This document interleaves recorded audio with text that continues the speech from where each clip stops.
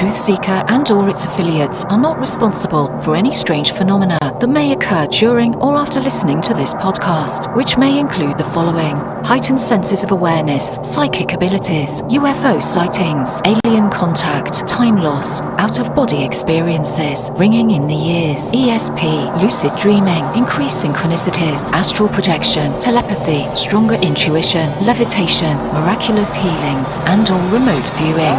Please be advised to listen at your own discretion.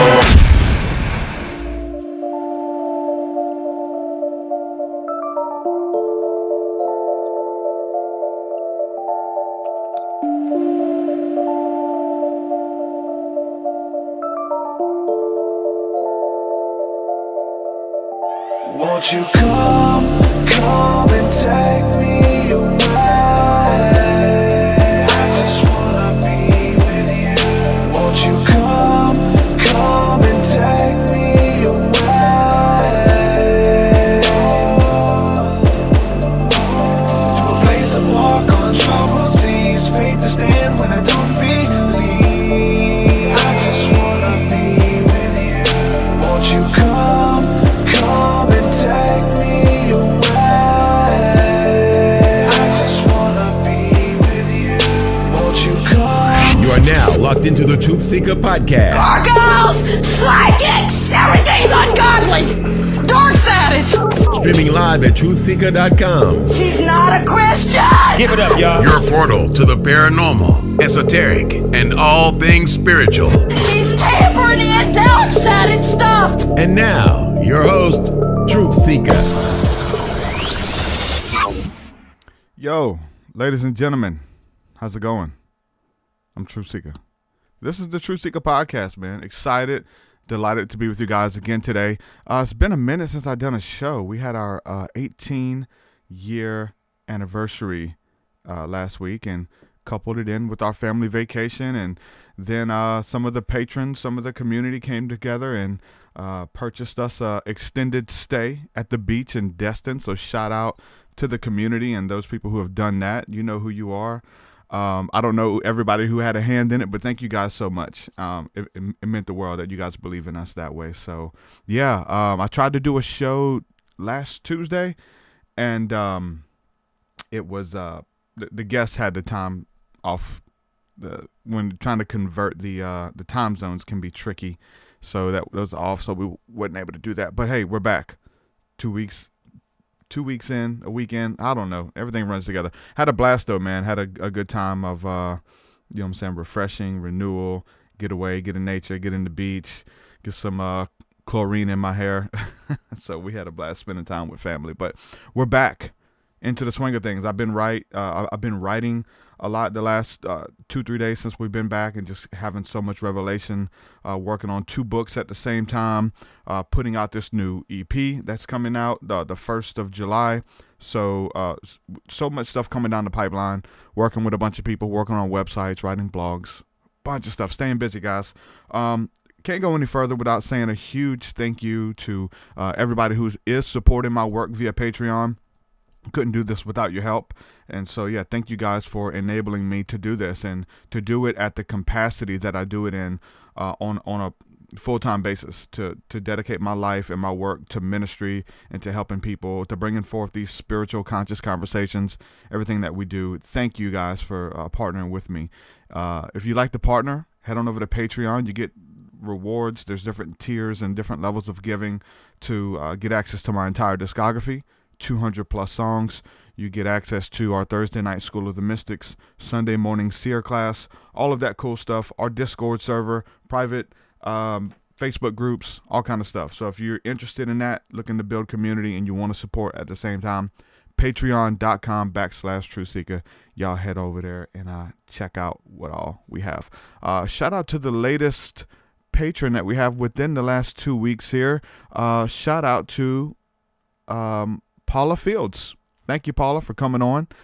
Means the world that you believe in my work, and thank you for partnering with me. Also, Lisa Owa, thank you as well. And Julie Kehoe, you guys are awesome. So shout out to you. I'm going to go ahead and bring my guest in. But first, I want to kind of preface this and kind of talk a little bit about how we met. So Let's see. This goes back to 2013, I believe it was. So Modern Day Soulja, aka Matthew Schuler, was on a tour called the Christ Consciousness Tour. And he was coming through the South at the time. I think they were headed from Texas or somewhere, and they were headed through the South through connections. I have a friend of mine named Dustin who was actually in the same hip-hop group called Three Kings with Matthew, Modern Day Soulja, and Andre Aram. So they were in the group together on tour, passing through. And, we had connections, so they hit me up and said, hey, we'd like to stop and meet. We have a mutual friend, and so we had kindred spirits there. They stopped. We hung out. They came over to the house, and it was crazy. We got a lot of work in that one day of just building in the spirit, just on a friendship level as well. But it was the first time I've ever done this and the last time. But we actually sat down, got a beat. We wrote a song. Wrote our verses and recorded them. Usually I don't usually write them and then record them, but we wrote a song, recorded it, and then went and set up a set in my backyard and shot the music video. For me, a verse that I did, I barely even knew the verse. So I'm trying my best to say the parts that I know for the music video, and then half of the time I'm saying other words that don't fill in. And so we just had to kind of edit and cut it just right so it looks like I knew all the words or whatever. But it was for the song Fearless, Anthem for the New Age. So we did that music video. We set up a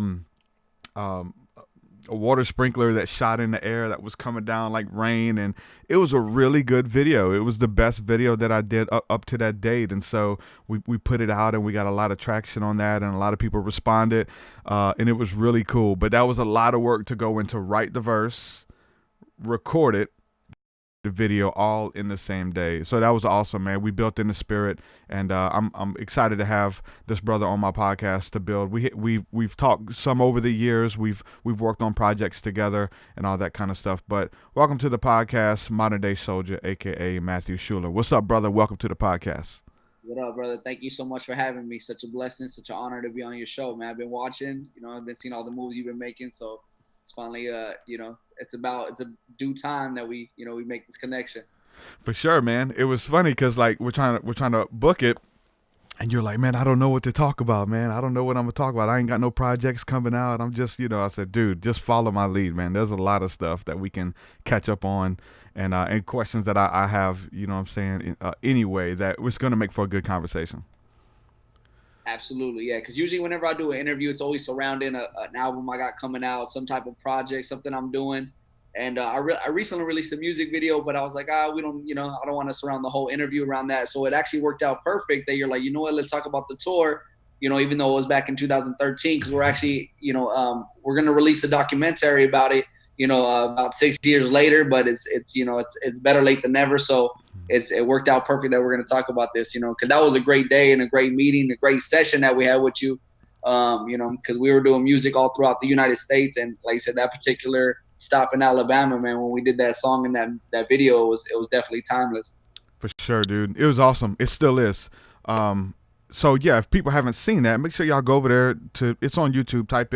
If you type in TruthSeekah and Modern Day Soulja, it's definitely going to come up. But let's start. I want to go into the Christ consciousness thing a little bit more. We'll talk about the tour. There's a bunch of stuff I want to talk to you, even with that name. But just kind of give a background really quick about who you are, what you bring to the table for those who have never heard of you. Yeah, so I go by Modern Day Soulja. I'm a hip hop artist, and I do spiritual kind of conscious music. I've been doing music since 2006 when I graduated high school. Independent artist. I've been a part of a few groups, and I'm still going at it. I got a couple albums on iTunes, YouTube, Google Play, Spotify. And my music's just all about positivity, all about upliftment, all about, consciousness, about, oneself, and just about spreading love. You know what I'm saying? I never really got into the whole trend of the music industry. I've always been about kind of critiquing myself and always like listening to my music to see how can I better it. But a lot of times I get a lot of feedback from people that my music is really unique and really original to me as an artist. And like I said, I'm I never really followed any trends, so I really have a specific sound, I guess you could say. And modern day Soulja, that's SOUL. So I really connect to the spirit, to the soul. I'm all about, I'm saying, the spiritual side of the music, and just, talking about God, talking about, non-denominational, kind of type of religious music, and just talking about what I believe spiritually. I always mention God.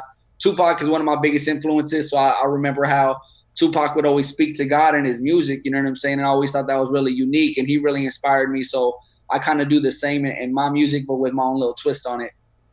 For sure, man. Yeah, I wanted to talk to you a little bit about that too. You actually put out an album inspired by Tupac, remixing a lot of his songs. What was the inspiration behind that? Just who he was as an artist, as a conscious, individual, things like that kind of inspired you, or what? Yeah, that was kind of like my tribute to him. So a lot of people, I did get some backlash, and people saying, "Oh, you're trying to be like Pac," and this and that. So, but really, that was my tribute to Pac, almost like to say thank you. You know what I'm saying? As being like the one inspiration of music, because a lot of people say, "Hey, who inspired you? Who do you listen to, or who's influenced your music?" And back in the day, we used to listen to a lot of Bone Thugs, and I think you mentioned something like that. That was one of the things we used to listen to. But Pac was the one artist that really just spoke to me.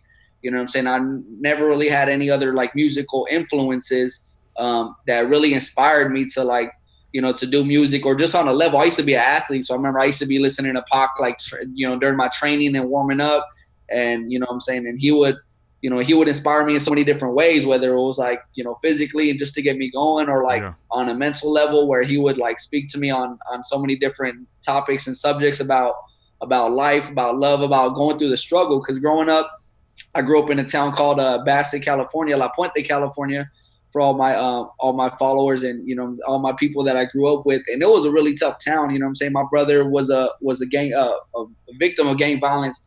I had two other friends that were victims of gang violence, and those were like my best friends. And I had another friend that died of drugs.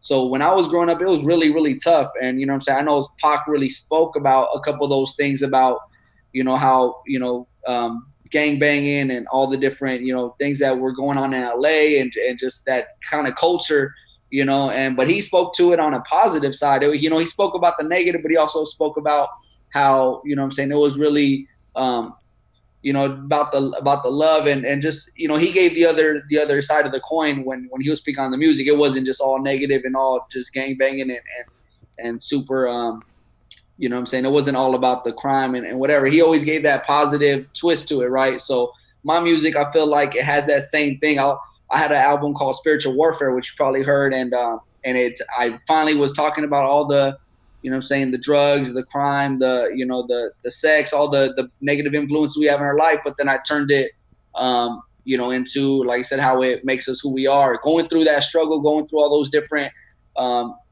experiences, it really made me who I am. You know what I'm saying? So even with my brother, it really, me as an artist, modern day Soulja, once again, it's Soulja as an SOUL, but the soldier of me as a person is me going through that, me getting through that, and me kind of learning and persevering. You know what I'm saying? Because I like anybody, right? You go through a big experience like that, you have two choices, right? You could give up and life ain't worth it, or you could, turn it into who you are as a person, and turn it internally. And basically I've been honoring my brother's life ever since with my music. So, life is a war, we all live our own battles. And I really hold true to that testament. So like, that's what modern day Soulja is all about. And when I gave tribute to Tupac, it was just a song. It was a remix of all his beats, or like beats that I really liked of his. And that was just my tribute to him. Like a thank you, right? Like, thank you for kind of like inspiring me musically and just in life in general.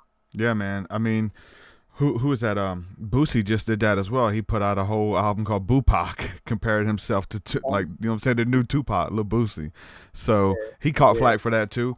But it's interesting, man, to look at Pac and see how he was an inspiration to a lot of people, right? And the fact that a lot of people say that, Tupac was like, bipolar, because on one side he's talking about gang violence and, you know what I'm saying, retaliation. I'm gonna be the last one breathing. I'm gonna kill off all my enemies, and I'm the baddest one out here. And then the other stuff, he's got respect yourself, come together in love, peace, unity, harmony, take care of the streets, take care of your mama. You know what I'm saying? All of this stuff. So it's like you have the conscious side of him, or you have the stuff that, you know, you probably don't want your grandparents hearing you listen to. You know what I'm saying? Yeah, he was really unique, and like I said, and I didn't go and say, okay, yeah, I'm gonna go do drive-bys and do some of the, you know, the gangbanging stuff he's talking about. I really obviously connected more to the, you know, to the love and all the conscious stuff they were speaking about. But obviously, growing up in that era, growing up in that neighborhood, you know what I'm saying, you had to have a tough side to you, you know. So listening to his music really kind of like, you know, and like I said, even athletically, it would pump me up. You know what I'm saying? I didn't go and do the things he was saying, but just from a musical component, it had a lot of great energy. I loved his voice. Like, his voice is really powerful to me. Yeah. So when I hear artists today, like, it's hard for me to attach myself to certain artists if they don't have a very strong, powerful voice. Yeah. You know, and that's one thing when I do find a new artist, I'm like, hey, man, I like this artist. And it typically has something to do with his voice, you know, obviously, and then what he's saying. But Tupac, I felt like he had it all. He had the voice. You know what I'm saying? He had the lyricism. I really loved his lyrics, what he was saying. And then musically, man, the beats, you know, working with Dre and just the sound sonically, I really loved the music. And then on top of that, I felt like he spoke to me, like, say, growing up in the era that I grew up, you know, in the neighborhood that I grew up. And, you know, because like I said, I did have to have a tough side to me. So even though I used to hang around with gang members and stuff like that, I never really, you know, I didn't end up being in the gang, but, you know what I'm saying, you still had to be you still had to have a tough side to you growing up where I grew up. So Tupac really, man, he did a lot for me, you know, and he was probably the one artist that did a lot for me because I didn't listen to too many besides him, Bone Thugs, and, you know, a lot of oldies and stuff like that. So, but man, Tupac, yeah, I feel like he, you know what I'm saying, he had a little something for everybody, you know, and that was the cool thing about him is, you know, no matter what you're going through or kind of what you're into, I felt like he had a little bit of kind of something for everybody. Yeah, man. It's crazy to listen to his music and to, like, you have a lot of people who, like, talk bad about it, especially from the Christian community. I can't listen to that. And for me, there's a lot of songs that, yeah, obviously you don't want to listen to the retaliation songs and the shoot 'em up songs and stuff like that.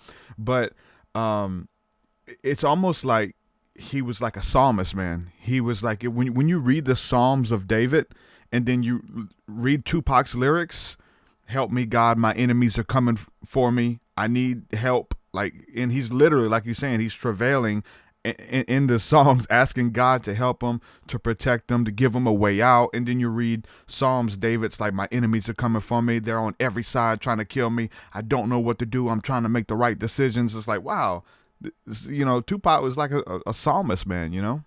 Not only that, he was real genuine. So with that being said, like, he was genuine and he was an artist, but he was a human, you know what I'm saying? And like, his human side came out in his music. Like you said, whatever, that's how you know what he was going through. And I think a lot of people respect him because when they hear his songs and when they hear the evolution of his music, it's like, man, you could see at one point he was literally fearing for his life, or he knew he was talking to God like, hey, man, like, today's my last day, you know what I'm saying? Me against the world, all eyes on me. You know, he knew his time was going to come. And that's why a lot of people say he was a prophet, this and that. But when he would speak to God, like in his lyrics, when you would hear him speaking to God, asking for favors or, you know, for whatever it was, it's like you could hear he was going through it and he would put it in his music. He wasn't just fabricating all this stuff. You know what I'm saying? A lot of people say he did, you know what I'm saying? He was like an actor or whatever because he was a smart guy going on the East Coast. He went to the Jubilee School of Music, I think it was. And, you know, so, you know. Great actor. Actor, you know, poet. And that's another thing. When I started music, I started doing poetry. So, like, to learn he was a poet and to read his poems, like, so I just connected with him on different levels. And like I said, he was genuine with his music. You know, he didn't hide who he was in his music. He put his genuine feelings and, like, what he was going through, his emotions, and, like I said, his spirituality. You know what I'm saying? He never said he was Christian, Catholic, this and that. He just was speaking on what he believed. And, like, he obviously believed in a higher power. And at that time, I don't remember too many artists speaking to God, speaking about God. And, like, so that opened me up even spiritually, right? Like, I was, you know, kind of bouncing around. You know, when you're younger, you don't know what to believe in. You don't know. You just go by your instinct and your intuition. And I feel like he opened my eyes as far as, you know, on a spiritual level as well. Yeah, there's something about it, man, to say like, I listen to a lot of Christian music, listen to a lot of gospel, whether it was gospel rap growing up or whatever. But there's something different when you hear your favorite secular rapper put out a gospel song. I mean, now we mention his name, we'll get thrown under the bus, but R. Kelly's gospel songs are amazing. He's got his songs you listen to, they kind of make you want to cry, talking about the power of prayer and talking about these different situations and scenarios where God steps in and saves you. And man, they're really powerful. DMX, Lord Give Me a Sign, like that song, when that came out, it's like, wow. Even Bone Thugs and Harmony's talking about the crossroads and things like that. When your favorite secular artists put out these gospel songs, it's like, hold on, these dudes aren't in the Christian music industry. These guys can make whatever song they want, and they're really, you know what I'm saying? You could tell they really mean it. When DMX is crying, Lord, give me a sign, you're like, hey, this man is really seeking after a sign. It's genuine, right? Yeah, absolutely. And we grew up in a unique era. Like, I feel like you could still find some good artists and good music here in today's, generation. But I feel like we grew up in such a unique era as far as musically, even like me and my buddy always talk about it, like some of the cartoons we used to watch, and like just the golden era itself was like such a unique era without the social media, without the phones, like, and funny because my music video I just released is called Back in the Day. So I try to portray how we grew up, what I'm saying, doing little things from like ding dong ditching and a lot of skating, and we used to break dance and and just like little things that we used to do as kids to like really kind of enjoy the time and pass the time, without all the digital technology that we have today. It was crazy. You had to walk down the street and knock on your friend's door to even see if he was home. You had to. You could call. I remember my buddy having a rotary phone where you had to do it was his grandma's house and his grandma's phone, but you had to do the dial where you had to, dial the buttons. And hello, operator. Yeah, so, it was a really unique time. And like I said, I feel like musically we were blessed to really like grow up with some of these artists, and a lot of these artists are making their comebacks. They're doing their tours now. Like Bone Thugs is still touring. They have to.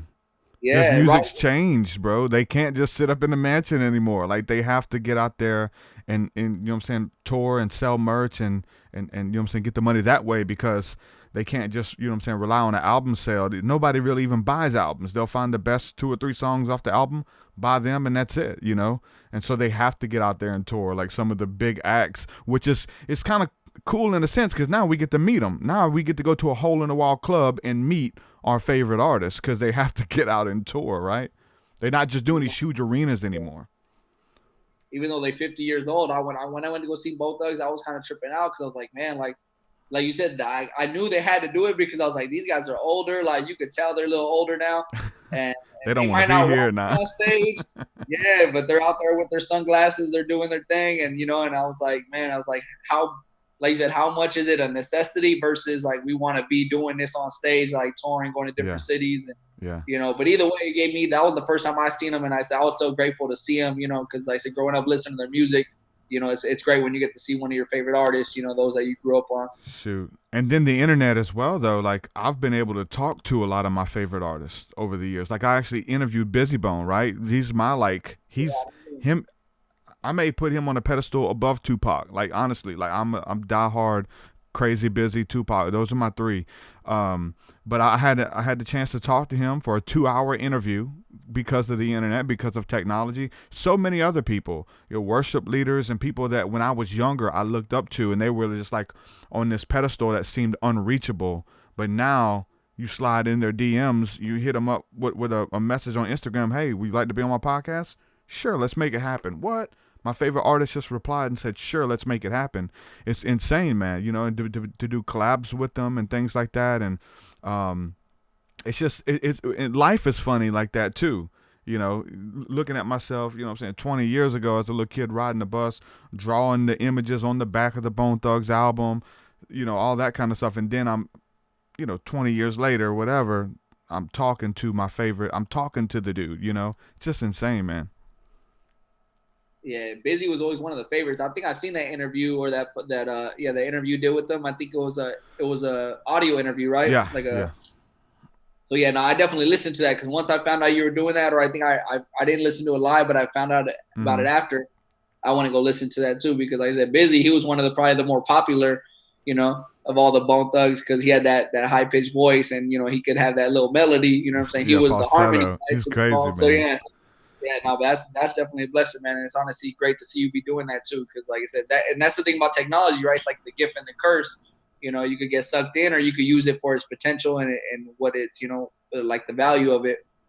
Yeah, it's interesting, man. Like, there's a lot of people who are following my work because I networked with Busy Bone to set up the interview, and they were Busy Bone fans. They found the interview, they loved it. They loved it, whether it's just from like an intellectual, spiritual side, or even then they've got a chance to hear my music and they're like, "Wow, you're inspired by Busy Bone and Bone Thugs," and now they're fans, right? Because of networking like that. In the same way with us.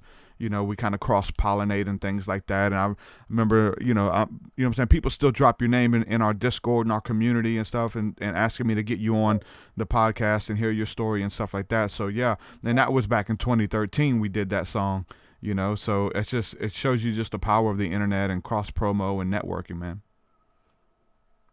Yeah, absolutely, man. That's a blessing. And like you said, that day when we got to meet you and do that song with you, it was – that whole tour was so crazy. We went around the U.S. I think that was the second year that we did it. And, but to go to state in a car, in a Honda, driving and stopping in different states and doing, meeting up with people that we had musical connections with, family, friends of family, and just networking and doing music like on the road. Like it was like it was almost like, I think, a whole month and a half. That was a real enlightening experience. And, sure. So to have you a part of that, like I said, that's always going to be, what I'm saying, that's something I'm never going to forget. I'm always going to have with me, and like you said, it was almost like meant to be. I figure like we all took our paths since then. We've all been doing our own thing, but definitely that was a portion in our lives that we could always like retract to and go back to.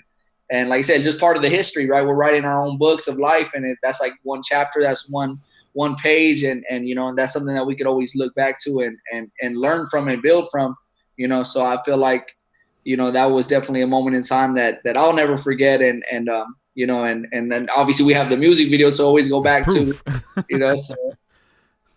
Yeah, man, it's proof that we did it. Well, let me ask you about that too. Let's get into the more spiritual side just a little bit deeper. I mean, even just the term, the Christ Consciousness Tour. Where did that name come from, and why did y'all pick that for the name of the tour?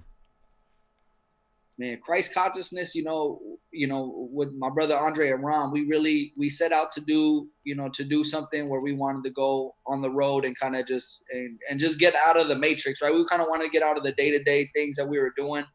And the Christ consciousness, basically, he kind of coined the idea and coined the term, but basically what it was is we wanted to show like a non-denominational way of, spirituality, or people that believe. We wanted to connect everybody who was a believer. So like Christ, the term for, another word for God, because at the time when you said Christ, you would think Christianity, right? Yeah.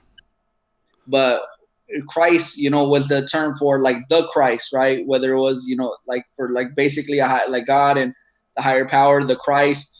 So, Christ consciousness was like a consciousness of the Christ, right? Whatever you believe, right? You could have been Muslim, you could have been Christian, Catholic, Buddhist, so we really just wanted to connect with, a lot of different people on the religious side, spiritual side, more so. Yeah. And we wanted to kind of, we were literally going on the road and teaching people. We had like some, kind of heated discussions with people who were like pure Christians, right? And is Jesus all the way, Jesus this and that. And we knew Jesus was a powerful figure in history and the Bible and many other religious texts. But at the same time, we knew, at the same time, Jesus himself promoted love across all nations and across, everyone he met. So he never promoted Christianity in a sense. So Christ consciousness was basically to kind of, bring about that knowledge of self, right? First of all, knowledge of self, because we know, everything comes from within. So, and then also to kind of spread that love across all different, religions, spiritualities, and just like I said, Christ being the center, right? Because Christ not meaning Jesus, but Christ meaning like the Christ, like God, right? Mm-hmm. So whatever you believe, non-denominational. It didn't matter what you were. We felt like we were able to connect with you on a spiritual level just based on, God itself, right? And so we were trying to, connect all the dots, and but we were just spreading love like Jesus would have done, like when he was roaming the earth, and everyone he met, he was healing. He was with the sick, the blind, the prostitutes, and we didn't judge nobody. We didn't have no judgment, no pre-belief. We just went out there and connected with different people and letting them know that, like I said, hey, love is the way, right? Kind of like Jesus taught it, and but yeah, Christ conscious in a sense was just a non-denominational way for us to, to go and kind of connect with different religions and different, different people that had different beliefs, try to kind of bring them all together through love and through our Christ consciousness. So that's what it kind of was. He coined the term, but we just went with it. We felt like it had such a ring to it and such a power to it, So everybody who we met that we said, oh yeah, the Christ consciousness store, everyone had a kind of raise the eyebrow, like, oh, what's that? So when it automatically got that question, that's what gave us the segue to be like, this is what we're promoting. This is what, we believe in. They'll start the conversation. So we had a lot of beautiful conversations with people all across the U.S. And we had a lot of people that we met that were, had a lot of, a lot of spiritual power. Like we met with people from we met with monks, we met with, people that were Christian, and, but Christ consciousness, that all was consciousness of the Christ or yourself. And just kind of just, like I said, knowing that that's like the source, right? Yeah. It's interesting, man. I'm trying to wait in here. Something's going on with the connection. I'm trying to make sure we're still connected. This is insane. Okay, there we are. Yeah, that's a big thing when we're talking about Christ consciousness and what is that, and is it Jesus? And so people want to, if we mention that, or if we're talking about Jesus, they're like, I'll get messages in the stream. They'll say, okay, are you talking about Jesus or the Christ? And so to me, it's the same thing. Like Christ, Jesus, he is the Christ. There's a lot of different belief systems out there. I don't know how much you've studied it. And I know Dustin has got into some of it, because I think we discussed this a little bit about someone becoming a Christ, or he kind of fit the role to become the Christ and things like that. Like Jesus eventually, he wasn't predestined to be the Christ, but he became it, things like that. There's a lot of different analogies and understandings when it comes to that philosophical belief. But to move past the term Christ, because that's broad, Jesus kind of narrows it down a little bit more. For you, what is your experience with Jesus? Like, do you come from a religious background? Do you pray in the name of Jesus? Like, what is your encounter, or have you even encountered the person we call Jesus versus even the Christ term? Yeah, so my background is kind of odd or unique. So my dad, he was raised Jewish, and then he came out here. He was from New York, so he came out here to California, met my mom, and my mom, I don't know if she was Christian, how she was raised, but she was more like of a Christian Catholic background. And so I was never really like baptized, so I just kind of was raised and kind of like was, raised to, on my own to kind of figure myself out. I wasn't raised, I didn't have a bar mitzvah, I wasn't baptized and, Christian. So I was kind of, figuring my own way out, figuring my own self out, kind of just like I said, kind of looking within, finding my, what my intuition kind of feels. But I noticed that I've always knew, like, even from a young age, I always knew that there was something more. Like, I remember we had a homework assignment, probably like back to like third grade type of thing. And they were kind of like asking you, what do you believe in? Do you believe in like reincarnation, or like, do you believe in, like different things like that? And I remember I stuck to reincarnation at the time as a kid, only because as a kid, I couldn't comprehend that you die and all you see is black. So I remember like a simple thought of as a kid, like, there's no way you die and that's it. Like, you don't just go to the blackness. I always felt like there's something more. So even as a kid, as that child intuition, I always knew there's something more to life. You know what I'm saying? There's something more to this universe. And now growing up, I'm just so in tune with like nature. I really love like simple things like the trees, the flowers, the aquatic life, and I just, when I look around, when I think, I just know that there's so much more to life, right? Because everything is so in tune with each other. Everything is works together and it's so perfectly, right, that I'm like, this cannot happen by accident, right? Like this whole life, this whole universe, this whole world, like us as humans, right? All our body parts, our organs, like, you know, people talk about evolution, this and that. Ultimately, I know there's, you know, it's too perfect to be by accident, by chance, right? So that's kind of always been my thing. And but like a couple years ago, I was actually me and a couple of friends, we got baptized, you know, in by a Christian, you know, in a Christian church. So they did baptize me. I forgot, this one might have been like around the time that I did the tour. I think this was probably around 2013. So, you know, and I do pray, like I try to pray as much as I can, you know, but when I eat, or like, you know, when me and my girlfriend, we pray before dinner time and stuff like that. So, but once again, I never, you know, I do believe in Jesus. You know, I know that Jesus is the way, the light, you know what I'm saying, the Savior. But I'm just not so much religious, right? So I don't like religion is for the fact that I don't like to condemn other people for what they believe or what they don't believe. You know what I'm saying? So, but I know across all religious texts that Jesus is a you know, a main figure and a main, you know, mainstay in a lot of spiritual and powerful books. So like speaking about the Christ, like you mentioned, I know, like, for example, they in the Krishna temple, which we also visited the Krishna temple when we were on the tour, they believe in Buddha as the Christ, right? So, or Krishna, right? So we have all these different Christ, Krishna, Buddha, Jesus, but it's like, you know, at the same time, we felt like everything is all these religious texts and all these different religions, they have like the same story or the same, it's like a different story, or like a different how do you say it, like a different, like you know, like the same story but like a different flavor, right? Or a different time, like a different narrative or something. Yeah. So, but yeah, me personally, I do believe in Jesus. You know what I'm saying? I was baptized Christian, you know, as of recently, but I don't hone to Christianity and say, oh, I'm a Christian. Like I'll say I was baptized as a Christian, but it just, you know, for me, I'm one of those, I guess I'm like in between, right? Where I know there's a God, like I pray to God, I pray in Jesus' name.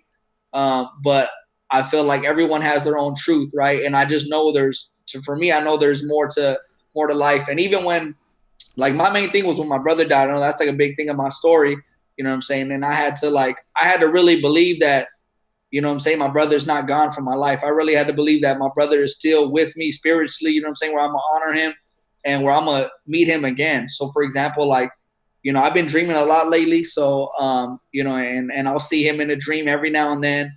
I'll see other friends that have passed away in my dreams. And like, for me, like I said, that's always, you know, like an affirmation that I'm going to see him one, you know, again, that they're in a better place, that they're in the spiritual realm, that they're in another, you know, that they're good, you know what I'm saying? And it's like, and that was like my main thing. So when he passed, I was like, I'm going to see him again. And that's always been keeping me kind of going. Right. So, and that's kind of like that in a lot of words. And that's kind of more or less what I believe, but I do believe in Jesus, but I don't shun anybody else that doesn't, or that believes in any other type of religion, type of belief. So I'm just kind of like, you know, whatever people believe is not good, not bad, but like one day we're all going to figure it out. Right. Yeah.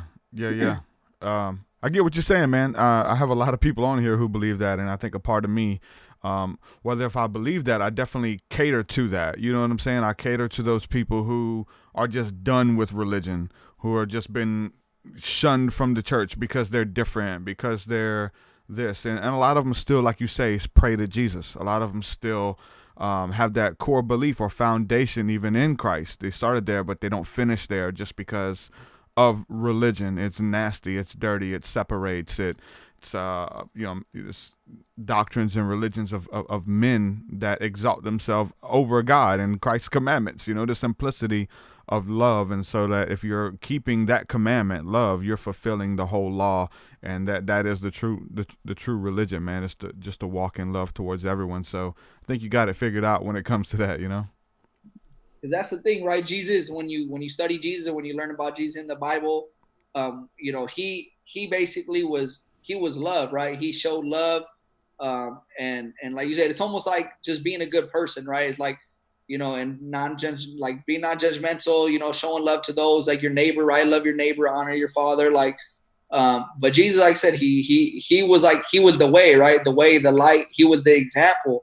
You know what I'm saying? So it's like, I feel like, you know, he provided, like I said, the example of how we should live a kind of humble and a life of, like I said, love and that's like the way, right? So he didn't say like, okay, you have to be part of this religion or you have to be part of this church or you have to believe. He just showed by his actions, you know what I'm saying? So me, like, I try to walk those steps. Obviously, we're not perfect, right? So I make mistakes or my mind goes here and there, which I need to correct myself.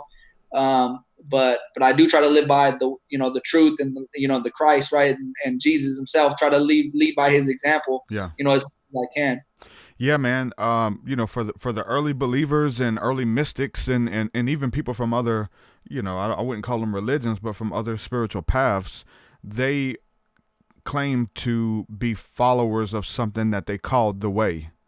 Right? I'm a follower of the way. And I knew there was like a reformation of Christians who they would not even call themselves Christians. They say, well, what religion are you? I'm a follower of the way. And so they're kind of bringing that back out.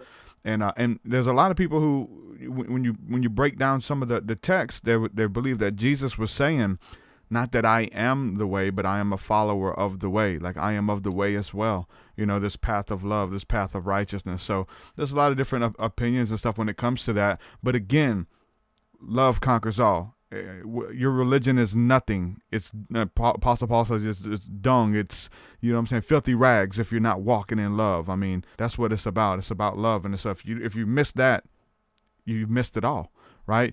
And just to think about Jesus, like who he was love manifested into a person.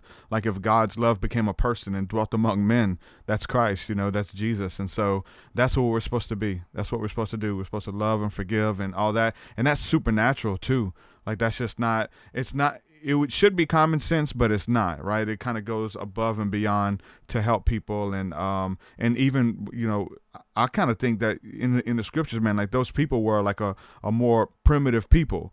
Like they had to be told not to kill somebody, right? Hey, don't kill anyone. And we know because the Bible says that the law is written upon our hearts now, that he's written his law. Now, if we steal something, we know we got to look around, make sure no one sees us and steal it. Back then, they just took stuff. Like there wasn't no thing. So they had to have it written in law and shown to them on paper. Hey, do not steal. Oh, wow. So now the newness in Christ and the new covenant, like he's written his law upon our hearts. So we know when we're sinning against God. We know when we're lying, stealing, cheating, lusting over another man's wife or whatever. This stuff is written upon our hearts. Absolutely. And it's funny you mentioned that too. And when you're serving others and when you're loving others and you know what I'm saying, then you feel the power behind that. So that's what I really experience too, is when I'm doing the right thing, I feel such a power behind it. I feel like things work, you know what I'm saying? The universe almost works for you, right? Everything kind of comes together and works perfectly when you're trying to do the right thing, right? When you're walking in love, when you're being righteous, when you're serving others, right? When you're not for yourself, but you're kind of doing for others as Jesus would have, right? When you think about your fellow man, your neighbor, love thy neighbor. Yeah. I feel like the doors open up so much. And it's like, I just feel like the power behind it. I feel like you feel it in yourself that like, hey man, this is the way, right? That's how I sometimes feel when I'm trying to, trying to honor Jesus and trying to like kind of live by those standards. And like you said, not only do you feel when your mind's, thinking about this, going this way, or if you do judge somebody, not even thinking about it, you feel bad about it, right? Or at least me, I feel bad, and then I gotta like correct myself.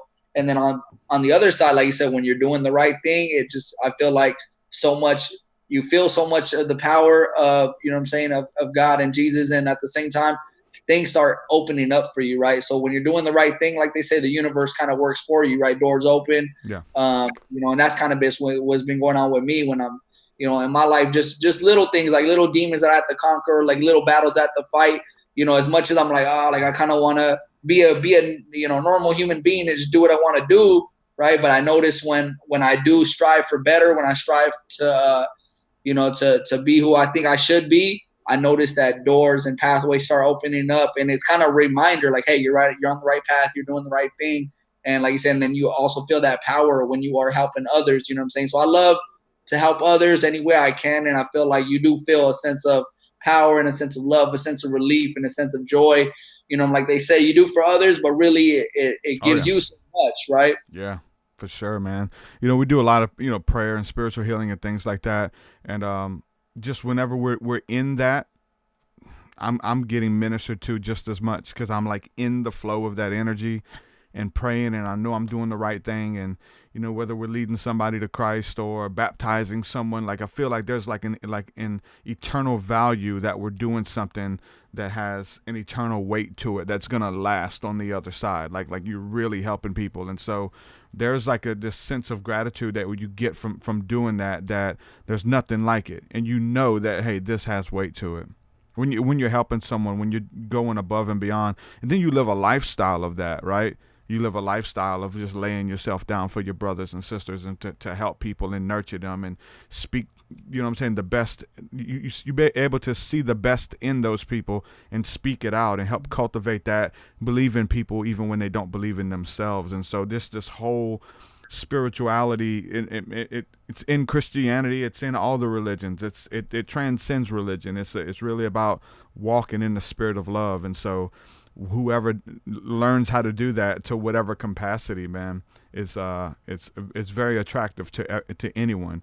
And the Bible says that love covers a multitude of sins, and against love there is no records of wrong. So whatever you do out of love is always right, man. You know what a funny thing is, a great example I hear is in LA there's a lot of homeless. The homelessness has been so much like expanding, and there's so many more people on the streets now. And with me personally, like, so one of my things is when I see somebody on the streets, I have so much compassion for them, right? Like, but at the same time, there's always that thought, like, because then, people think differently, right? So I know there's always that thought, like, all these people need to get a job, right? Or these people, like, they're just beggars, right? And they're not doing for themselves. They just want to, like, leech off other people. And some are like, and then there's always the theory that these people actually are just doing it because they make a good living off of it, right? When they could be doing others. So, like, but whenever I'm at the corner of a freeway exit, or, if I'm going to the store and I hear people that they're asking me for change or whatnot, and usually I don't carry cash, you know what I'm saying? But, like, I just always feel that need. Like, I need to help this person. I need to do something for them.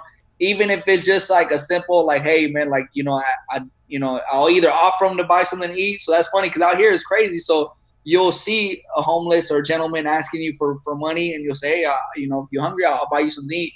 And they'll literally insist, like, I need the cash, and I get it, but at the same time, I'm like, hey, man, I don't have cash, but I'll buy you something to eat, but like, obviously some of them might want the money for the drugs, alcohol, whatever they need to kind of like for their addictions and stuff. And I try, like I said, I don't judge, but at the same time, I always have this calling and need, like, I need to help this person. I need to be compassionate with this person, or I need to even like a simple acknowledging them, right? So a lot of times people won't even look at them and won't even acknowledge them. I'll at least try to acknowledge them and say, hey, like, peace and love, and like, God bless you. And like, at least give them that acknowledgement that they're a person, they're a human being, like that's like the least I could do, because a lot of times they're completely ignored and shunned. And, and some people even like said, judge them as far as like, they need to get a job and this and that. So there's both sides to it, but that's the one thing out here that I deal with almost like every day, like seeing these people have such a big compassion, for them and to help them. And, I do my best, to give back. If I ever have change and I'm at the freeway, I'll, whatever changes in my car, I'll try to give. And, that's like one of my things personally. Yeah. There was a comedian some time ago. They put it was like a song that was done to a comedian's voiceover or whatever. And there was a part that was like, talking about the homeless in the city. It was like, I see those homeless people out there, and, I think twice, what I'm saying? Should I give them some money? Should I help them out? And I'm like, you know what? I'm gonna help them. People are judging them. If I give them money, what are they gonna do? Take the money and buy alcohol with it? He's like, yeah, that's the same thing I'm gonna do with the money. I'm gonna take the money and buy alcohol. He's like, what you want to do? Buy, what I'm saying? Have them buy a rug and save up and all this kind of stuff. But it's interesting though, man, because like I just seen the thing on Facebook, an article. You don't know how real it is. I mean, most of the stuff we see on there is fake and fabricated, clickbait stuff. But it was a guy on the corner at a car lot, and he was just panhandling, asking for money. And it said that the owner came out there and offered him a job, $10 an hour, cleaning cars and doing stuff. And the guy turned it down. He said the guy turned it down and said, I make more money than all of you guys here put together. And it's true, man. I mean, they make money, bro. Like, they really do. I remember we went to New Orleans just for the day. My wife had we was dating at the time, and she was going to go to be a delivery driver for Domino's, and she had this orientation that took like 2 hours. But me and a friend of mine went with her to New Orleans, and we just had to hang out and wait. And we was in front of we was at the Domino's, so we went to the corner in New Orleans, and we're just asking for money. We were saying we needed money to ride the bus because we was at a little bus stop, right? It was like, hey, can we? Every time the light would turn red, we'd ask people. There's this young dude. We made like $14 in an hour. We went over there and got a pizza. We stood there, asked for money for an hour. We get 30 cents. 60 cents, 75 cents, $1, $2, whatever. People were handing us, and so every time that light turned red with that traffic, we got a whole new fresh batch of people, and we were only asking for just a few cents to ride the bus, and we ended up getting like $14, man. Went and bought a pizza. So you got to think, man, people who are good at it, people who are getting $10, $5, $1 each time, man, they're making money. It's crazy. They've followed a lot of people who do that stuff and who make good money, and they park a nice car down the street and then they walk to their corner and all that. They do that jump for a living. It's crazy, man. Back in the back in the biblical times, you had to get like a permit to do that. Like the people who were begging in the streets, they were actually given a permit to beg, and they would wear a certain sash or something on their clothes to let them know that the government said, yeah, this guy is sick, or this guy he can't work, so he can beg. You know what I'm saying? And so they had to be ordained to do that, or whatever you want to call it. Epidemic out here, but at the same time, like, that's just one thing I always catches my mind and my heart, like, where it brings out the compassion of me, right? Like we're talking about just knowing how to help you got to help your fellow man, Yeah, man. And it'll get you. You got to be careful though. Like you have to like have that discernment. Like, is this guy tricking me? Is there a car parked down the road? But and I say you have to do that just because you can't help everybody. With that heart of compassion, you want to help everybody. And I've seen people do that. Like I've seen people, just because they have that heart of compassion, they're driving and they see a homeless dude or a hitchhiker, they'll stop and pick them up, and they'll drive an hour and take the person out of their way and give them all the money in their pocket. And they'll keep doing it. Like I've seen, and it's not all, like it's a nice gesture. It's not always wisdom just to pick up random hitchhikers. But I've also seen people like take them into their home, like homeless couples around their kids, and like just random people they don't know. They let them live there for like a couple weeks or something until they refuse to get a job, or because they might try to lie to you and say, yeah, I'm trying to get on my feet. So, hey, you trying to get on your feet? Let me help you. Come stay with us. You can shower and you have a wife or whatever. I've seen some really weird situations with homeless ministry, which we've done, and going out to tent cities and stuff down here where they like, they have like forest fortresses in the forest. They collect wood. They walk the streets and collect old pallets and 2x4s, and they build these immaculate like tents, and it's insane to go back into some of that stuff, man. It's like in the middle of nowhere. You wouldn't know that it exists, but way in the woods there's like a little town. It's called Tent City, and there's usually one in every big city. Remember when we were doing a homeless ministry, I wasn't with them when they did this, but they were feeding the homeless, and they still had a bunch of extra food left over that we needed to get rid of. Maybe it was for an event and we had to get rid of it. So buddy of mine went to the store, seen a homeless guy, and said, hey, we're trying to get rid of this food. Where do all the homeless people hang out? He said, oh, follow me. It's in Tent City. So it was like nighttime. It was like pitch black, and they're going through the woods, and they're following this dude through the woods, and they can't even see their hands in front of them, but the dude knew the path, and he went back there, and it's just like people everywhere, man, and just like sitting up, and they got dogs and animals, and it's like, man, there's a city in the woods, and they let us in, and we need to go back there and preach and bring them food, and we started doing that. And that was interesting, man.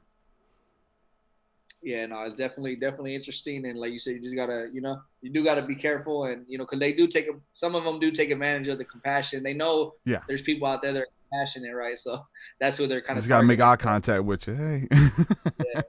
That's the thing. You can't make eye contact with them. Once you make eye contact, you got to come off us a few dollars. Yeah. Like I know there's like a meme like that, right? Yeah, like when they notice you make eye contact, you gotta kind of, or when they notice you reading their sign, right? Because they got their sign. And once they see the sign, they're like, push it to the side, look at you. Yeah. But let's talk a little bit about spiritual warfare, man. You named an album that Spiritual Warfare.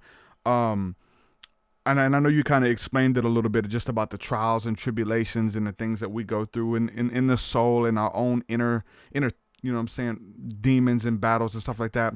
But as far as like a spiritual warfare where like, and we talk about demons, and that could be, you know, metaphors, that could be obstacles and hurdles, or it could be literal, like literal demons that you fight. And people have had really crazy encounters and feel like they've been possessed by demons, that they engage in spiritual warfare with these demons from the family, you know what I'm saying, lineage, generational curses. I mean, there's all types of demons or understanding of what that is.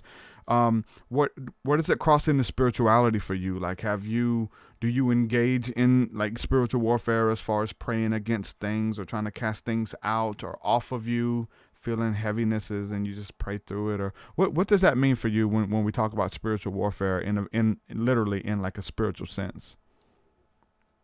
Yeah, for me, the album was more like a metaphorical, you know, warfare, and more just about, I wanted to speak about the duality, right? Because my music has always been about love, positivity.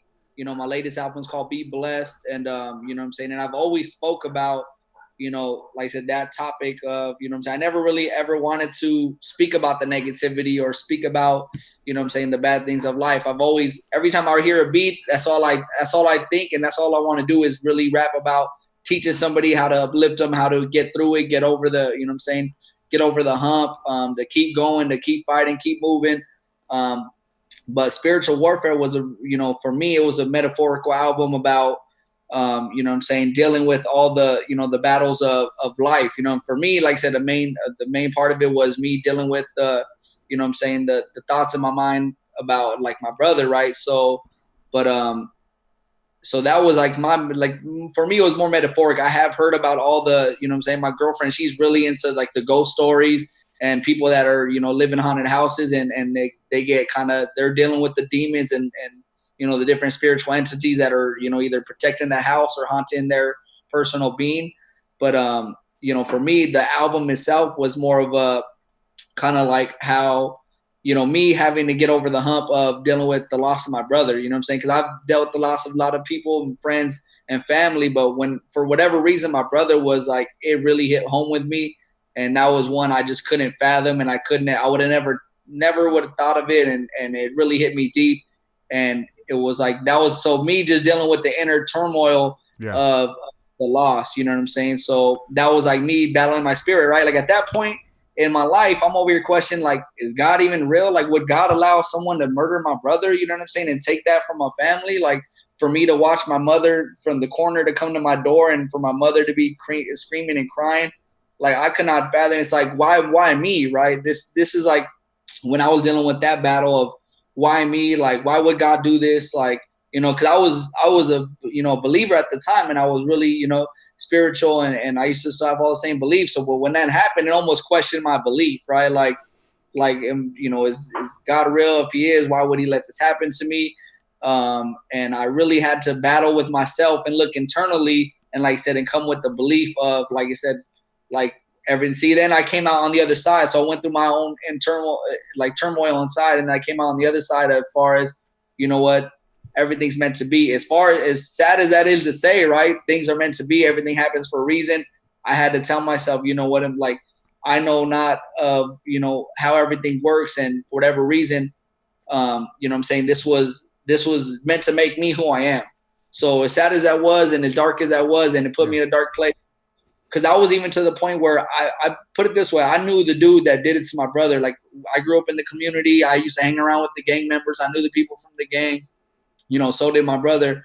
So when it happened, you know, I got word of who it was, and, you know, and he was not too far from where I was at. So I was already having visions of, you know what I'm saying, okay, I'm gonna call my homeboys that carry guns and, you know what I'm saying, are willing to ride for me, you know, because I was getting calls too. Hey, Maddie, you know what I'm saying, let me know when you're ready. You got, you know, and all this stuff. And I'm a good person and stuff, so I don't necessarily think of, but I was having those thoughts like, okay, I got to go get revenge, right? I got to go eye for an eye, right? You know, a tooth for a tooth. Like, I got to go and honor my brother this way, right? So I was already going to honor him by taking revenge. But like I said, then I came on the other side. He said, you know what? I'm going to honor him through other ways, right? Through my music, through, you know, through how I live my life. You know, I was going to school at the time. I was like, I just graduated high school. I was going to the community college. So I said, you know what? I'm going to honor my brother by completing my degree, right? I'm gonna finish my degree. I'm not gonna drop out of school. I'm actually gonna go get my degree. And I'm gonna continue to, make my music and kind of make them proud, right? So spiritual warfare was really about kind of more or less surrounded about that situation, but I try to relate it to others, right? So songs on there. I have songs "Fight of My Life." I have a lot of different songs that are like, the cool thing about the album is it starts very dark. Like the first 5 songs is like a 10, 12 song album. So the first 5 songs are very dark, but the last 5 songs start to be more positive, and the last song is like "I Seen the Light." So the intro is like a very like a war, like a battle cry, like a battle war, almost like you're about to watch a scary movie, and then the end's like a very peaceful kind of like a operatic, like you're in heaven, like a very just peaceful symphony. So it's a very unique album, and I wanted to put it together as something that resembled me as an artist, right? Because modern day Soulja, once again, the Soulja, right? And then just talk about the warfare, the battles of life. And I took that in personally, just from that space that I was going through, that battle, that internal warfare that I went through. But I tried to, to kind of relate it to everybody, no matter what you're going through. Whether it's drug abuse. So I have another song called "Love Drug," where it's literally talking about every drug in the book, and all the addictions that people go through, whether it's alcohol, whether it was, weed and stuff like that, which I used to, that was another thing I battled with. I used to, smoke weed for like years when I grew up, like all my friends, that was the thing to do. And like recently I finally like realized that was one of the things I needed to kick to the side, just for my mental well-being, for my physical well-being, for my, just for everything. I just realized it made me a better person. I'm a coach, I'm a substitute teacher. So I realized it made me more communicative and just more open and more, I'm not as closed in and a lot of different things, but I grew up with my friends. So me kicking that habit, that's another battle that I dealt with. Right. So, but like, for example, "Love Drug" was another song that I had on there that I kind of like, that I had for people to kind of relate to. And that's the thing about that album, which was cool, because in my songs, I never used to cuss. So I had this thing where I'm not a Christian artist, but I'm not going to cuss in my songs. Yeah. I'm not going to talk about drugs. I'm not going to be your typical artist that wants to rap about sex and wants to rap about drugs. But I was like, you know what, this album, I'm going to do it. I'm going to let it all out, right? I'm going to cuss. I'm going to talk about, weed, ecstasy, all these different drugs. I'm going to talk about, mental, physical abuse, domestic violence, you know what I'm saying?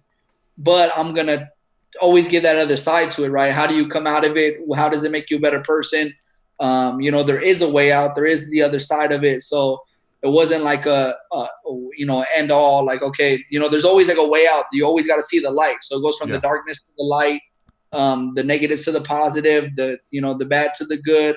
Whether you want to say angels and demons, you know what I'm saying? God and the devil, just the duality of it. And like I said, me personally, it was me to, okay, now I'm going to let it all out, and I'm going to, and I'm going to talk about these things, but I'm going to talk about them where, it goes from the bad to the good, and like give the other side of the coin.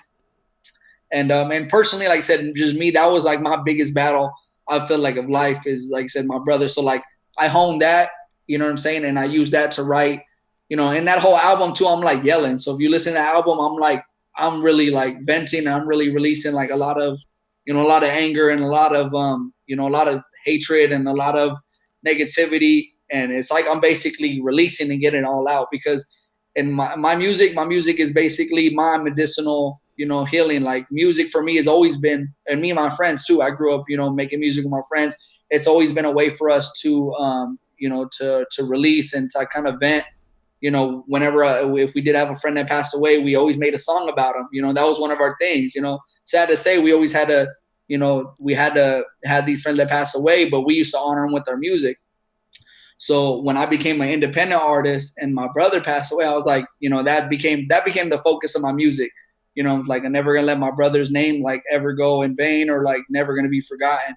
So spiritual warfare was more about that time in my life, but I did relate it to different things that people deal with, like I said, addiction, domestic violence, so stuff like that, and just being victorious. So I have like another song on the end. It's called "Victorious," and you know what I'm saying.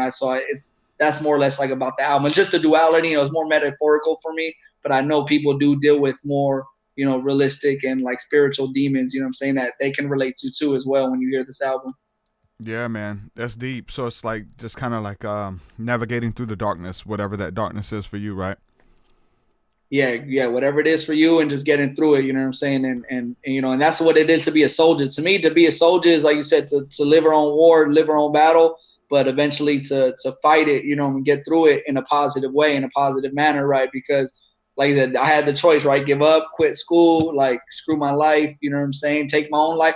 I could have been in jail. Like I said, if I would have acted on those thoughts and went and went to go, take this guy out, I was willing to do, at that moment in my mind and my time, I was willing to do it. I was willing to serve my life in a cell and honor that I got revenge for my brother. But then something came to me and said, that's not the way, that's not what your brother would want. You know what I'm saying? Yeah. So that's like my thing. I feel like I got through it, and I want to represent all those people that are going through a struggle, no matter what it is. You know what I'm saying? Whether it's a gang, whether it's addiction, whether it's a loss of grief, you know what I'm saying? Or like I said, a spiritual demon that they're really battling, and just coming through out of it in a positive side, using your life for good and honoring, you know what I'm saying, those that you love or you lost, you know what I'm saying? That's what I really try to represent with my music, you know what I'm saying? When it comes to, you overcoming your addiction to marijuana, how hard was that? Was it cold turkey? I'm done, don't need it. Or was there a battle? Was there, I can quit anytime, but when it was time to quit, you really couldn't? Like, how was there a fight with it, or was it something just easy? I'm leaving it behind. Man, honestly, for me, me and my friend, we probably been smoking since middle school, right? So Yeah. It's 2019. I graduated. Yeah, I went to high school 2001. So we're talking about like in 2000, 1999. And there was a time where it was like every day straight for like 15, probably like 15 years or 10 years straight. And then I had a previous relationship, and I remember my previous girlfriend, she was like anti-weed. So, and I was like the stoner to the max, you know what I'm saying? Like, and so that created problems in our relationship. So there was always times where I tried. So I have this on multiple levels. So there was times where I tried and literally like I couldn't. I'll break down crying and come out with excuses and, try to barter with her, like, of how it's good for me. And, it helps me with, with my whole thing with my brother and all this stuff. And, so I literally would try, but I couldn't get over it. It was like, it was attached to me, and I was like physically addicted. I would go through withdrawals. I would go through shakes. I would go through like, I couldn't eat, like different things like that. And then more recently, you know what I'm saying? So then the last couple of years I was like on and off. So I would stop, and then I'm like, okay, like, there's nothing wrong with me. Like, let me kind of get back into it, or let me, take another toke.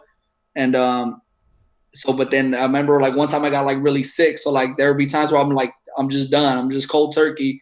And, you know what I'm saying? And I would be doing good with it. And I would like, just flat out, just, okay, I'm done. And more or less I always had an excuse. So like if I was sick or whatever, I'm like, okay, I don't even feel like smoking. So I'm going to use that opportunity to not smoke no more. And then I would go for a week, and then I'm like, okay, I'm going to keep this going. Right. Or I realize, you know what? Hey, I feel better. I feel more clear. I feel more energized, or, but yeah, I had all different types of, battles with it where, like I said, I was literally crying because, I felt like this was something I couldn't get over. And then there was other times where I was like, you know what, like, I'm just done. And it like, cause now it's been so many years where I'm like, I had my fun with it, that was back then. And now I just realized, like, now I realize all the positives, so I realize I sleep better, or like, my appetite gets better, like, it's just funny, right? Because a lot of people, that used to be, another excuse. Oh, I needed to eat, right? Yeah. So, but yeah, more recently it was just cold turkey, and I said, you know what?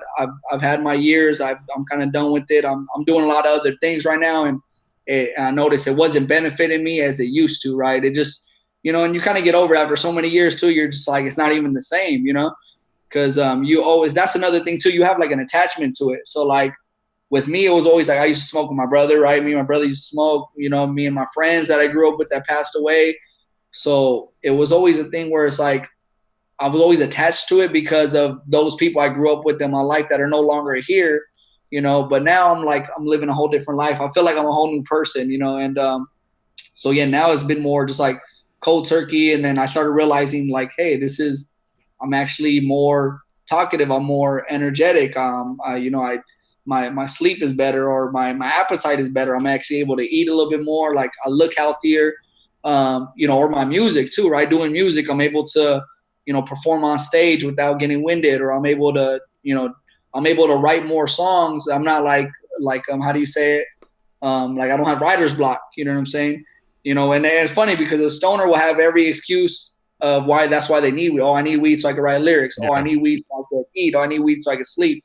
But for me, it turned out to be the opposite. And to me, I just felt like that was my one way that God showed me, like, hey, like, you don't need this. You know what I'm saying? Like, it's something I've always battled with internally. And I just, I always felt like if I kicked the weed, that was like the one thing, because I didn't drink. I wasn't a big drinker. I wasn't a gang member. I wasn't doing like, like all these bad things. But the weed was the one thing I felt like, you know what, this is like the one thing that's like kind of, questionable about me. Oh, he's a stoner, right? Like even a lot of my friends that know me from back in the day, they probably know me as being the kid that used to come to school, class high. In high school, I used to play sports. I got kicked off my football team because they knew I was, always getting high.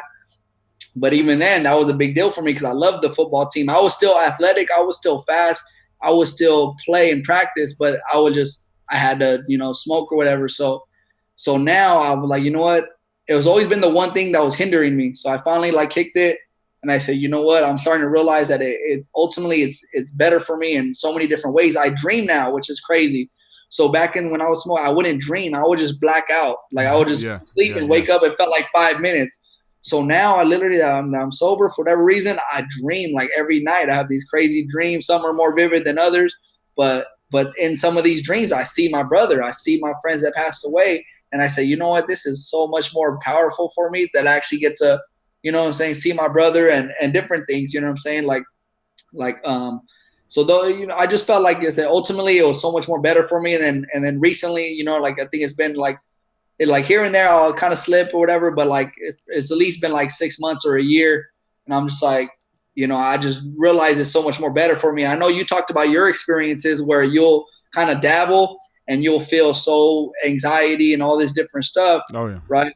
So same thing with me when I do feel like, okay, like I've been sober for this long, like I could take a toke and it's not going to affect me. Right. It's like the opposite. You're like you get so, you get so high or whatever, or your body has been without it for so long that it affects you in such a different way. And it's like a negative. Right. So either way, yeah, I've had different components, like trying to stop whatever. But recently I just realized that for me, being sober is so much more better, just, energy wise and being clear, able to write more music and different things like that. As a coach, I'm able to communicate better. I'm not as, how do you say when you're self conscious of yourself? Yeah. So yeah, but there was a time where I'm saying I was struggling and crying because I was trying to stop and I felt like I couldn't. I was having withdrawals, anxiety. And then, there was times where I'm saying, you know what, like it's not even worth it. And I just kind of gave it up. And 1 week turned to 2 weeks, 2 weeks turned to 3 weeks, just realizing how much better I felt. Yeah. It just makes you really introspective. Like it's always about you, even anytime you're smoking and stuff, right? Yeah. And so for example, I'll be, doing different things. And it's like, you think like everyone's looking at you, you think like everyone knows you're high. Like it's put you in this bubble. Yeah. That's what I noticed too. So for example, like I've been doing CBD. So in one time my girlfriend got me some CBD from a shop. And it was like a 3-to-1, right? Like CBD to THC. Mm-hmm. But she asked the lady at the shop, like, hey, like this is 3-to-1. Like, is it gonna get my boyfriend high? Because I was taking CBD. She bought this for me as a gift. And the lady was like, oh no, it's 3-to-1. Like that won't even affect them, Yeah. Sure enough, it needs I got to be higher. In there for him to get the effects. It has to be in there to kind of be the inhibitor. Yeah, I gave him some excuse why I wouldn't get high. That shit got me so high. I was like, they're trying to get me to do it. I'm like, man, I can't even do it. Like I feel like I'm dying. I can't. Yeah, it's not fun. So I did CBD, and like I said, and that one time, for example, like I said, I was sober for so many months or a year or whatever, and she got me that CBD actually had THC in it. The girl told her it wouldn't affect me, so I tried it, and then it just put me in this bubble where I was like, I want to get out. You know what I'm saying? I was in this bubble and I was like, I did not like it. I was like, I felt like I was never going to get out of this bubble. I felt like I was trapped in this bubble and I didn't want it. Like, I'm like, I need to, I just want out, and almost felt like I was stuck in this in this bubble, and it felt like might not get out of this bubble. So it was a real terrifying experience for me. And, you know, and I had to like manage. You had to control it and say, okay, you know what, it's going to go away, you know, sleep it off or whatever. But even the next day I was like, is this going to affect me? Cause I feel like I'm on such a natural high, right? Like I feel like I'm on such a natural high, you know what I'm saying? And every day I feel like I feel better and better and better. So I was like, oh man, is this going to affect my, you know, all my motivation or my energy or my productivity? My productivity has been so much more better. I accomplished more things. And things like that, you know. So now, like, if I do want to dabble, whatever, or it just makes me want to sit on the couch and watch TV. And obviously, that's not good for any of my goals, you know. So, and I talk about it with all my students because I'm a substitute teacher, you know, by trade and a coach. And so I have, you know, there's kids out there, they do the same thing, and but it's cool because I can relate to them. And I say, hey, man, like, I've been there, done that. It's cool, but it does this and this and this to you, you know, or tell them about my experience. Like I said, you know, for me, it's, you know what I'm saying, it makes me lazy, makes me, you know, I'm not motivated, you know, don't want to do much, can't get much done, and all these other different things. So I follow with it in so many different forms. And ultimately, I just realized it's better to be, you know, sober-minded on a natural high. Because God, like I said, this life, man, it gives you, it's funny because even when I work out or sometimes I'm hiking and just random times I just look, I'm like, I feel high right now. Like, it literally reminds me of being high off weed. And I'm like, this is how I felt. Like, this is how it felt being high off weed. And I'm completely sober. And I'm like, you know what? Like, once again, God is good. And he's giving me a natural high where I don't need a substance to feel good, to feel, you know what I'm saying, to you know, to just feel, you know, to feel good. Now I feel, you know, naturally, I feel good on its own. Yeah, that's awesome, man. Yeah, what I've experienced from it, you know, as a teenager, and, you know, teenagers, you know, by a long shot shouldn't be smoking with their minds still developing and things like that. It's definitely not good, you know. And I posted just the other day, and I just threw it out there. I said marijuana causes DDD, and I wanted people to look it up, see what it was, and I really didn't go into details, but most people were making jokes about it or whatever. But it's a real thing, man. I experienced it as a teenager. Depersonalization, derealization disorder. You feel like you're in a dream, and you get high, and you feel like you're always high, like you never come down, and you're like in a dream realm. And there's you know, I used to joke, I want to die like this. I want to stay high. I wish I could stay high, but really, like, no, you don't. Like, it's hard to function. It's hard to pay attention, and it's like you almost feel like you're in a damn hallway. Like, you step back, and you're in a hallway, and you're stuck. And it came from having that panic attack and the heart racing and sweating and turning pale. And I remember as a kid, I didn't know, nobody else did that. I look back at my mom. My mom had a couple freaky encounters. I remember when we were kids, we was like, what's wrong with mom? I remember her, and I had something very similar. When that happened, she felt like a bug crawled in her ear. She got real high. She's just out of it. She felt like a bug like crawled all the way in her head. And I remember her screaming, getting my sister to look in when my sister was a kid. Like, you know, it freaked her out. And I was like, when it happened to me, like, I had that weird sensation and sound. Everything sounds different and feels different. But everybody else who smoked the same stuff, none of that was happening to them. Oh, you tripping, man. You just super high. You're just too high, man. You just got too high. You'll be okay. Like, bro, I can't breathe. What you mean I got too high? I can't breathe. Y'all ain't, you're trying to get help. You need help.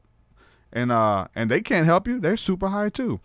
It's just a very scary thing, especially for a teenager to be going through. And so a lot of edibles are doing that to people. If you go online and just go to YouTube and read the comments, they're just littered with that experience happening to people. A lot of the big rappers, even Snoop Dogg and The Game and all these big weed guys say, no, I don't fool with you know, the edibles, because it makes me feel like I'm dying. And people, like, you want to go to the hospital, like, because you really feel like you're finna die, you know. And you read the comment sections, and people do, you know. I'm glad I didn't call and go in, but you want to, because you have to make yourself breathe for 3 hours each breath. And you don't know the rhythm to breathe on. It's scary, man. It is so scary to process thoughts, to have conversations with that. Like, it's scary, dude. when that happens. And so just to put the research out there, because I've never heard anybody talk about that. I've never heard anybody talk about that, and it is a thing. That I don't know the percentage. Maybe it's 1 in 100 people. Maybe it's 1 in 40. I don't know the percentage that you can do the research, but the fact that that can happen to you, it's scary, bro, and people don't even know it. Yeah, no, and like you said, it's good to create the dialogue, you know what I'm saying? Because, especially for the young ones or people that are all on the internet now and they are dealing with something like that, so they could kind of have something to relate to or something to say, okay, this is kind of normal, right? It's not normal, but it's like I'm not the only one, because that's always given me comfort whenever I'm dealing with something. If you could confide in someone that's been through it, been there, done that, you know what I'm saying? That's where you feel I was like 14 when it happened, and I didn't want to be around it. I couldn't be around it, and it took years until I just would talk to somebody. You don't need to just tell random people that, or why you don't smoke. Nah, it does this. I remember working with an inmate I was working with, and mentioned, he said, nah, I can't smoke weed. It you know what I'm saying, messes with my body. It don't sit right. I said, hold on, what do you mean it doesn't sit right with your body? What's it do? Man, I get to breathing heavy, man. They had to take me to the hospital. It's a black dude. Oh, really? You had to go to the hospital? Why? Oh, but well, okay, I'm not alone. It's not just me. And that was I was a teenager in the, you know what I'm saying, and what was that, like 2000, this was happening. So there was really no internet like that. The internet was there, but it wasn't, you know what I'm saying, readily available to do it, to have access to it. But then now it's everywhere. Just type in weed, feel like I'm dying, or always feel like I'm dreaming. Type in weed, always feel like I'm dreaming, or I'm stuck in a dream, stuck in a high. For years. It's crazy. Yeah. And it's funny because, I think at one point, I do believe it might have been good for me. Like, for example, when I'm dealing with, different loss and this, my brother passing away, and, it might have been good to be trapped in that bubble, because who knows what I would have, dealing with the actual reality of it, who knows what I would have done or could have done or how it would have felt. You know what I'm saying? So I remember my previous relationship, my ex, he would always tell me, like, yeah, you're not, you're shielding yourself from the reality of things. You know what I'm saying? Yeah. And I think in a way it might have been a positive for me, because maybe it didn't affect me as much as it could have, right? Maybe I could have still been depressed to this day. Maybe I would have never finally got over it and said, look at it in the positive, right? So I feel like at that point, for those many, many years, like I would, every single day, it was like as I said, you had to do it, right? It's like a habit, it's habitual, and you have a time, and I was like, okay, like every couple hours or whatever. So, and at one point you just get so immune to it. You get so immune to it, or at least I did, you know what I'm saying? Where, it was just, when you felt sober, you didn't want to be sober. So you have to take another hit. You have to smoke another joint, whatever, because you don't like, you don't like not feeling high, you know what I'm saying? So you don't know how to function. That was like the only, and that's when I realized it was controlling me. Cause I'm like, hey man, now, if I don't have it, or if I run out of money, or if I run out of weed, and I'm over here fighting with my friends because they don't want to smoke me out, like, this is not normal, right? This is controlling me to where it's affecting me, right? I'm addicted, right? A physical, mental addiction where I'm like, I need this drug, or, because people say, right, weed's not a drug, but I'm like, man, I'm physically, I'm addicted, right? Like, I can't go a day without. I have to, then there might be thoughts of where, like, okay, I need to steal, it's $20 from this purse right here because I need to get my gram, right? Like, it's really, like I said, that's when it's bad, you know what I'm saying? And I don't know how many people get to that point, but at one point, like I said, you're just so used to it, and you don't even think, you know what I'm saying, about what you're doing, or it's just normal. So like being high was like the new normal for me.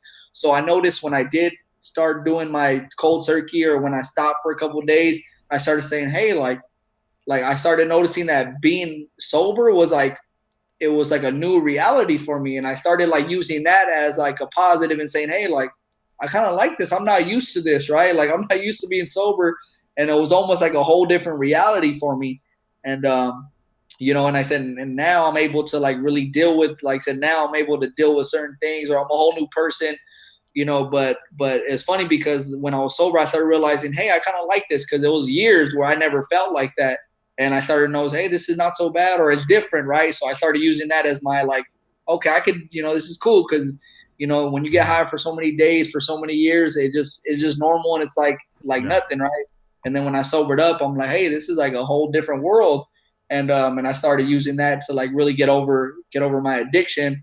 You know what I'm saying? But like I said, when I was dealing with certain things, I think as a teenager, you know, it shielded me from a lot of things. Yeah. And like I said, when I was sober, it was almost like at that time you didn't want to be sober because I think it made you kind of deal with, you know what I'm saying, the reality of things. And you know, that's what she always told me, like, oh, you're trying to, like, you know, you're hiding from like the world. Like, you know what I'm saying? You're just, like I said, you're putting yourself in this box or this hallway where you don't have to deal with anything else. You know what I'm saying? The reality of things. And at one point, I think it maybe helped me, or it was good for me, or I liked it, right? Because I used to be the same way. Like, I'm going to get high, you know, stoner for life, right? That was like the saying, right? I love Mary Jane, right? Yeah. And this and that. But now I'm like, I preach to kids. I say, hey, man, it's not worth it.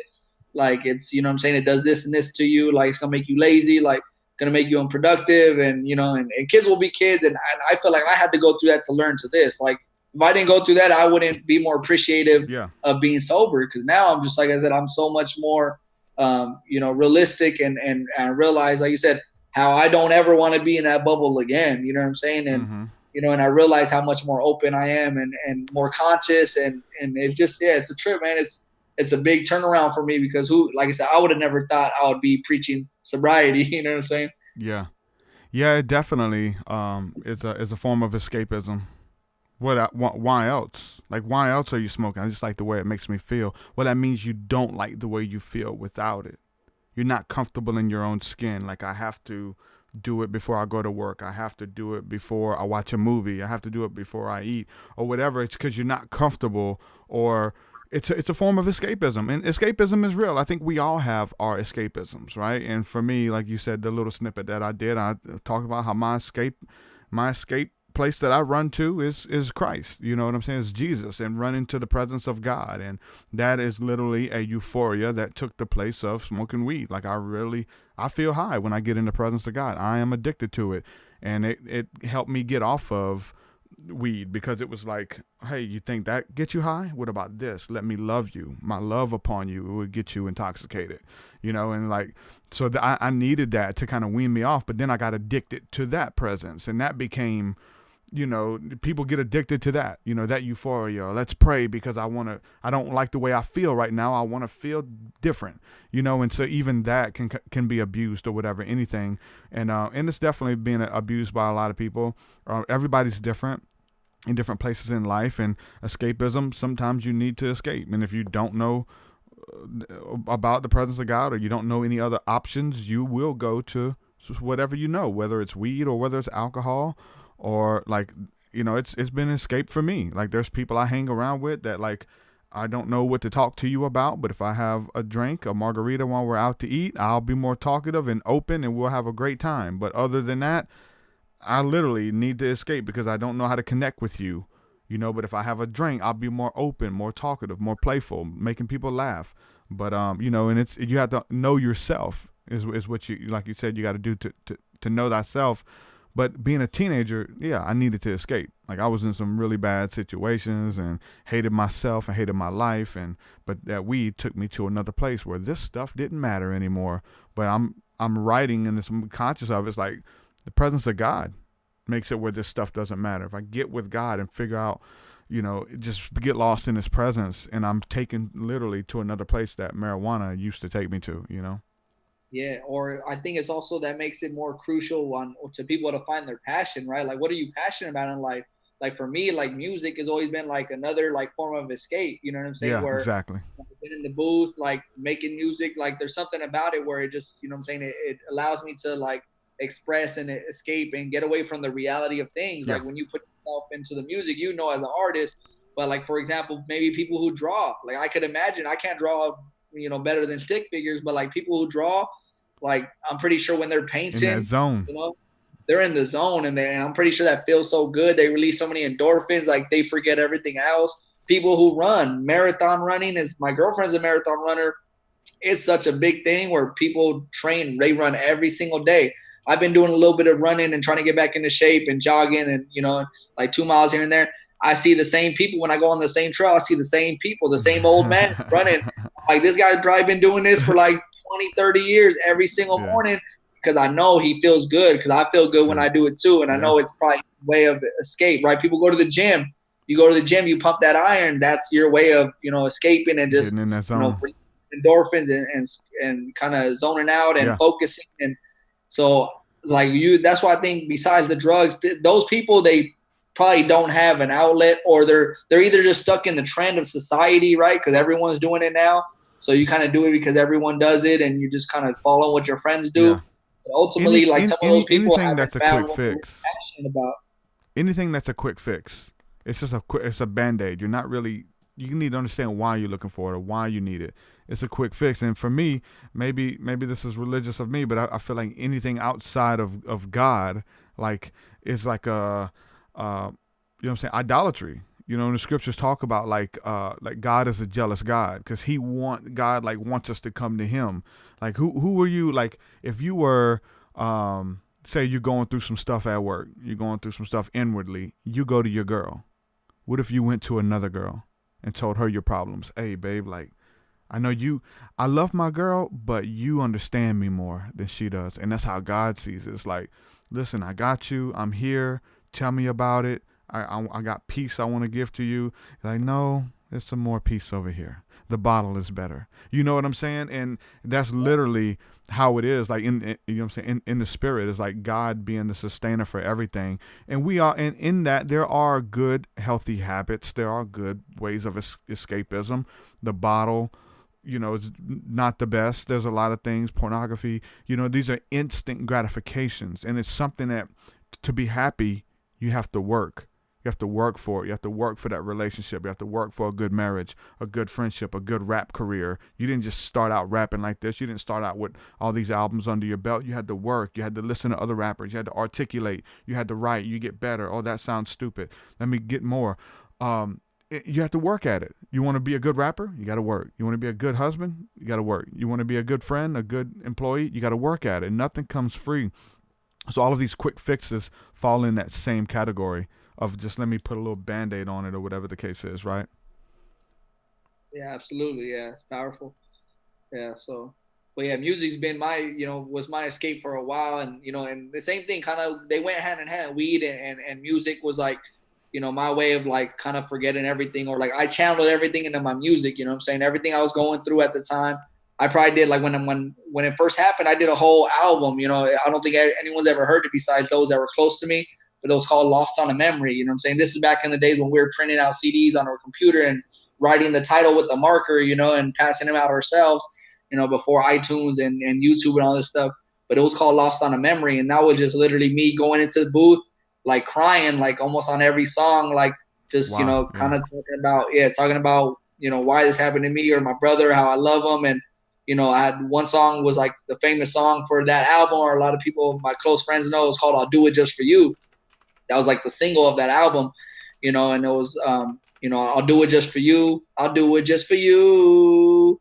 And it was just, I can't sing, but I was singing on that, what I'm saying? I was releasing on that, and I was, full bore. Like it didn't matter what anybody thought at that time. I just had to go in there and express this and sing it. And it was like, I wanted to talk to him so bad that, what I'm saying? I went in the booth and just like with all my lyrics, everything.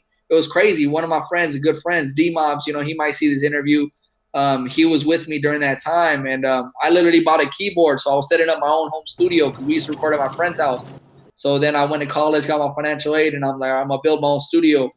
But I had no beats, right? So I literally bought a keyboard, and we're making these janky-ass beats where I'm just dum, dum, dum, dum, dum, no, no, no, no, no, no. Like, I don't know. I was just putting whatever came together on the keyboard, and what I'm saying, and I remember making those beats, and I think I had Fruity Loops, like the first like version of Fruity Loops. Yeah. And, made that song. And so these were super raw, like the songs were super raw, super uncut, like, and I just went in there, like I said. And I even remember one time too, my one of my neighbors tried to show it to one of his friends or coworkers. The guy put it in, supposedly threw it out the window, you know what I'm saying? Because that's how bad it was as far as like music production, the quality of it, like, what I'm saying? I couldn't sing, but I'm over here crying on the mic, what I'm saying? And, but to me, that was just my form of release. And ever since then, like music it's developed, like I'm saying, from that point to where I am now, like you said, I've gotten so much more better. I've honed my experience. Now I have people, what I'm saying, either want to pay me for a feature or ask me for advice, or, they want me to help them in the studio, which I do, because I run the home studio business. But it's like, man, from that album to now, it's like I came so far. But even till this day, I still honor, my brother here and there. It's probably not like a whole album where I'm talking about my brother, but like here and there, like I'll mention, I'll mention his name, or, mention, just mention how, my love for him, and, one day I'm gonna see him again and stuff like that. And, but it's like I said, music was my release, and I should have, and like I said, at the time I didn't know better, but I was, I was doing both. But music is like definitely like my therapy, right? I always say it's medicinal for me. So music is medicine, and it's always been medicinal for me. And put it this way, I feel like if I never did that album or that mixtape, who knows, man, I would have probably, like, it got so much more off my chest. Like, you know what I'm saying? Like, it was good for me. Like, no, without a doubt, like that album was like, cause when it happened, it literally tore my family apart. Like, you know what I'm saying? It didn't tear us apart, but anybody that deals with a loss, like within the family, like a lot, it happens a lot where the family is just not the same after. You could either come together stronger, or like slowly, like you guys kind of, everyone starts doing their own thing and goes through in their own way. So especially when it's immediate, everybody kind of deals with it on their own. And that's how I dealt with it. You know what I'm saying? I didn't go talk to my mom about it, because my mom's heartbroken and depressed about it, right? I didn't go talk to my sisters because that was their brother too. You know what I'm saying? And we could have, right? But we didn't, right? And so my way of dealing with it was like, I went in the booth, you know what I'm saying? And I wrote these lyrics, and I went on the mic and I just sang my heart out, right? Or I rapped my heart out, or I, cried my heart out in the booth.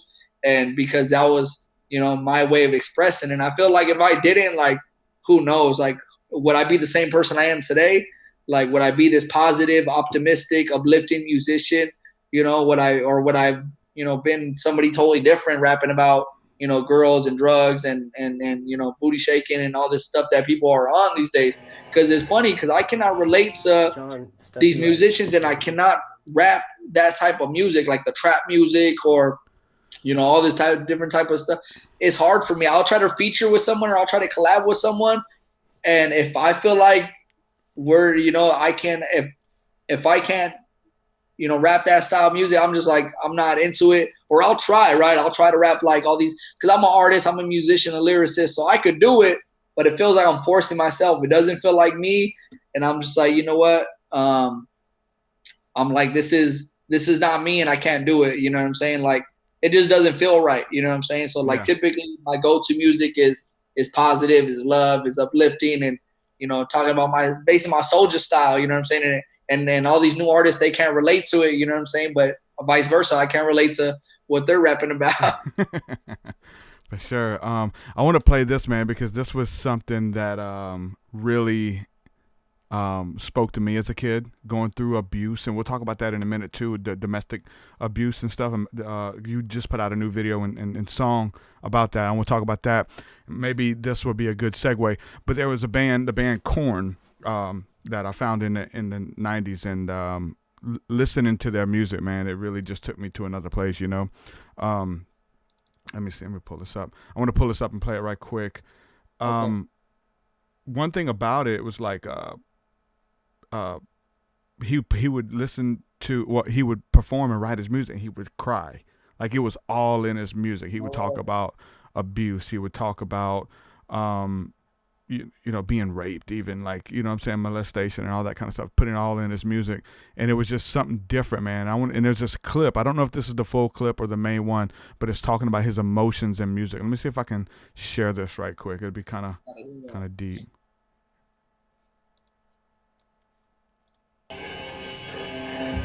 Can you hear that?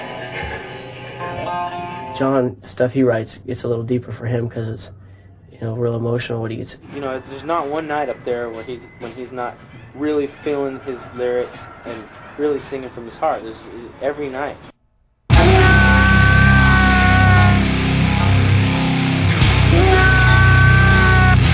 That's not it. That's a joke. That's why people. Hold on, I clicked the wrong one. Here we go. Here's a part with him doing it. So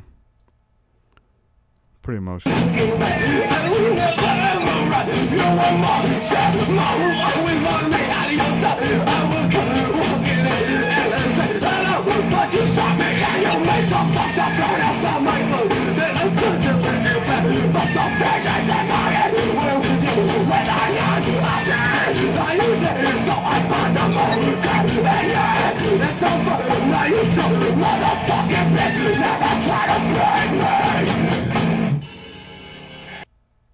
It's crazy. In the album version of that, and there's another extended clip of that where he's just weeping, he's just crying, and they put it on the album, man. It's pretty insane. And the other footage, like some of the bandmates come in and hug him, but that was something to show you like that emotion could be captured in audio, and what you're going through, if you can articulate it just right, you know what I'm saying? Like other people can feel it as well, whether it was him, whether it was Tupac as well. Like we used to feel the same way, felt like we was them. And then now maybe for the conscious stuff, it's a little bit deeper. You know, you do it more conscious. Mine's spiritual, etheric, and all this kind of stuff. I feel like I'm embodying these different spiritual encounters that I've been through and taking people with me on those encounters, like taking them back, trying to describe it or what it was like. And so we have the ability to do that, to create it, like the mind and the imagination, the will and the emotions all coupled together to have this encounter, whatever it is, whether it's I want to let you know what I felt when I got raped. Like this is it. And this is what he's doing in that song, or being, you know, beat by his dad every night with a belt and can't go to school. He had to stay home from school because he was beat so bad. You know, these different things, and embodying it in music or art, in the movies and stuff as well. It's very interesting that we have the power and ability to create essentially realms for other people to experience who have never experienced it. So whether that's what we only know is the trap, what we only know is the drug culture or whatever, it's all, that's just self-loathing. People listen to that and they loathe, and there's no way out. Yeah, you feel it. Yeah, it touches something down deep within you because you feel like somebody else understands you.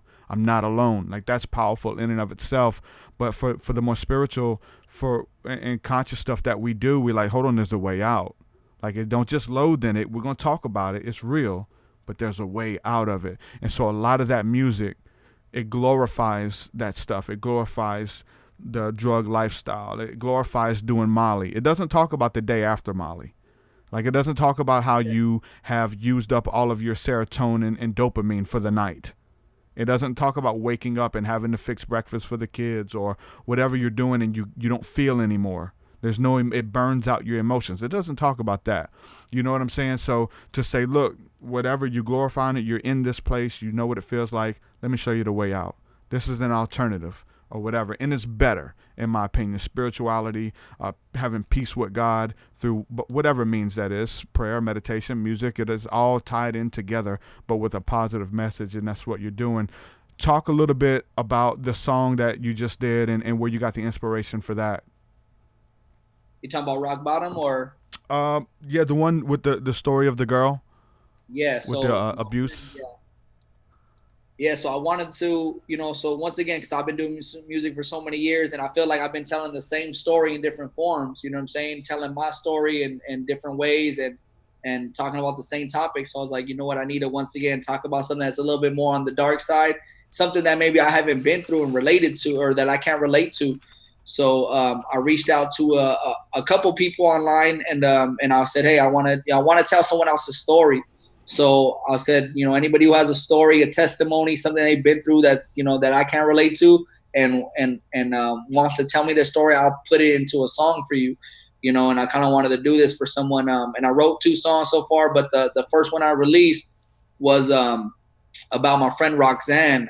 She went through a horrific domestic violence situation where her husband and the father of her 2 kids was basically abusing her mentally, physically, and it was really, really bad where, she just had no choice but to, kind of accept it. And she was in a place where it got to the point where he basically kept her prison in her own home, where, he would obviously, he would get physical with her. She couldn't go to work, or she had to cover up her bruises with makeup sometimes. But he was I think he went in the Navy. So he was he was somebody that was, in the Navy,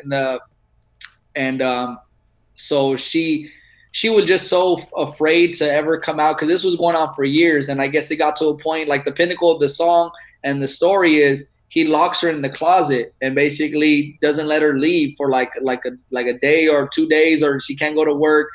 and basically, you know, and she threatened, like, and there's a point where the cops come because, you know, someone's calling the cops to kind of see what's going on, or you know, I don't know if it was her mom at the time. So like, I think it was from the commotion, like a cop came by and sure enough, he threatened like, hey, you better not, you know, you better not say anything or I'm gonna hurt the kids, you know, and it just got really, really bad. And so the pinnacle of the story is she's locked in a closet and her mom comes to her mom basically was not, you know, usually she had a routine with her mom where she would call her mom, text her mom, and her mom was not getting these calls and texts no more because she was locked in her freaking closet.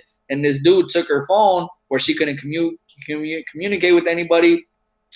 You know, and eventually mom comes to the door, basically says, hey, where's Roxanne? I'm gonna take her to the hospital or something, or I forgot what was the exact reason why, you know, but he let her out, and sure enough, that was the time, like, she finally told her mom, like, hey, like, you know, she finally had the courage to tell her mom that, you know, he's abusing me, he's doing all this stuff to me, and you know, she's scared, and she does, you know, because she, at that point, when it gets to a certain point, you don't know if this guy's gonna take your life. You know what I'm saying? You don't know what this guy could do. He was, like I said, doing everything from demoralizing her, right, to making her feel less, like, you know, doing that, you know, doing sexual things with her, but like making her feel deviant and like just so many things that she did. I didn't include in the song, but when she told me this story, it broke my heart. And I know her personally, you know, and I would have never known.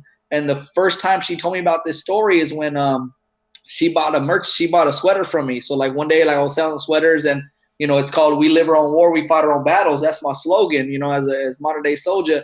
So I was selling these sweaters, and sure enough, she bought a sweater. And this was like years removed from the incident, but I went to you know, to go deliver the sweater, and she told me her story, and basically told me how like she, you know, she related to me as an artist or my music or my message because she felt like a soldier, right? And these are like the people I really try to touch with and be in tune with, you know, and I try to make music for. But yeah, horrible domestic violence case. You know, it started small. So when she was pregnant, like the first incident she mentions, which I notated in the song, was that you know, she didn't really know that this guy was capable, right? It starts as your sweet love story, is all they always do. You know, takes her out, always opens doors, you know, very kind, very gentleman-like, you know, someone from the Navy, you know, she falls in love. And I guess when she's about 3 months pregnant, something happened, some type of, you know, incident happened where he finally put his hands on her. But not only did he put his hands on her, he choked her. So he grabbed her by the neck and he like kind of like pushed her to the ground, and he was choking her. And her friends, this was like in front of her friends, and her friends had to like try to get him off, and they couldn't really get him off. And obviously he finally let go. But that was like the first sign, like according to her, in domestic violence. Like she never knew this guy was capable of these things. And that was her first incident with him. And she was, you know, pregnant with her first kid. She had 2 kids. So this was the first sign. But once again, you know, the person, the husband, oh, I'm sorry. You know, they start being, you know, apathetic or sympathetic, and I'm sorry, or, you know, or they blame you, right? Like you made me do this type thing. And but then you're pregnant, right? So she's pregnant now. You're about to have a kid, and you know, but it progressed and progressed and progressed to the point where, like I said, it got horrible. And like the pinnacle of the song is he locks her in the closet, doesn't let her leave to work, nowhere. You know what I'm saying? Keeping her prisoner in a home, threatening to either take her life or hurt the kids, which is, you know, completely psychotic. And her mom, rest in peace. She recently actually passed away. Her mom was the hero of the song. So in the song I wrote, you know, she told me her story. I wrote it out, you know what I'm saying? And she says I nailed it. You know what I'm saying? I tried my best. She says it, you know, she loved, you know, she's really been promoting the song, and she thanks me for the song because even for her to hear it, like, it's like almost like it's kind of like healing for her to hear the story, you know what I'm saying, and to have it out there, and for other people to hear her story, because she actually works with kids as a counselor, and you know, for those that are in need of a house or in need of a home, or I forgot what it's called when you work with when you're a caseworker for families. So she works with kids in that scenario, whether, you know, they've been abused or their parents are, you know, on drug and abusive. So for her, it's like came full circle, you know, where I did the song, and now she helps others, you know, that kind of been through the same thing. So like now she has this song, and I guess there's a quote or something about like the best thing is for like somebody to tell your story, or for you to tell others your story. And but yeah, so, you know, and she was rescued by her mom. Her mom came to the door, she convinced the husband to like, hey, I need Roxanne. We have a doctor's appointment, right? Some type of doctor's appointment. Yeah. After not hearing from her for a couple of days, which was, you know, odd for her. And then she takes her out, and then Roxanne breaks down basically. So then they file the restraining order. You know, this is after years of abuse, mental, physical, emotional abuse. And they finally like get you know, a restraining order and get him, you know, he only served a year in prison, which is sad. So she's still kind of dealing with this guy, but she got out of the situation. She's like a survivor, you know, because it could have got worse. And if she would have kept herself in that situation, who knows what would have happened, you know? Yeah, to this day, this guy still blames her for everything that happened. Or now she has a restraining order where he can't see the kids. Yeah, you made me do it. Yeah, you made me do it. You know, this is your fault. And then also she was still trying to let him, I guess because, you know, how child custody is so messed up nowadays, he still had rights to see the kids. Yeah. So she's still fighting to like make sure this guy has no part of her life, right? And you would think that would have been enough, but recently there was another incident where, you know, he seen the kid and he did something to the kid, and you know, and now she's filing for like sole custody of the kids. But you know, the system is so messed up that it's hard for her to even make this happen, right? Him being the dad and him being the father, like they're still allowing him like, you know, partial custody or whatever. Yeah. But yeah, she got out of it. You know, she was strong enough to finally break out of it. Because there's some people some ladies and girls, and I guess, you know, according to her, I did a perfect job, and, you know, and I don't want to like brag